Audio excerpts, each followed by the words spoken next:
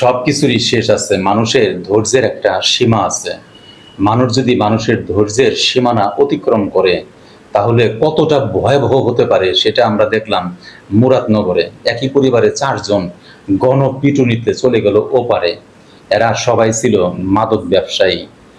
অনেক বছর যাবত এরা মাদকের ব্যবসা করত। শুধু মাদকের ব্যবসা না, আরো খারাপ কাজ করত। গ্রামের মানুষকে, ওই অঞ্চলের মানুষকে উত্তপ্ত করত, জ্বালা যন্ত্রণা দিয়ে মানুষকে অতিষ্ঠ করে ফেলছে। এর আগে অনেকগুলা কেস হয়েছে, আইনি কোনো পদক্ষেপ নেওয়া হয় নাই। যদি রাষ্ট্র আইনি পদক্ষেপ নিত, এদেরকে জেলে রাখতো, তাহলে কিন্তু এই ঘটনাটা আজকে ঘটতো না।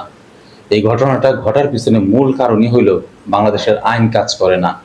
যারা মাদক নিয়ে ব্যবসা করে, বুক ফুলায় ব্যবসা করে, এইভাবে যদি বুক ফুলায় ব্যবসা করতে থাকে মহল্লার ভিতরে, গ্রামের ভিতরে, অঞ্চলে, তাহলে সেই অঞ্চলের মানুষ তো বিক্ষুব্ধ হবেই।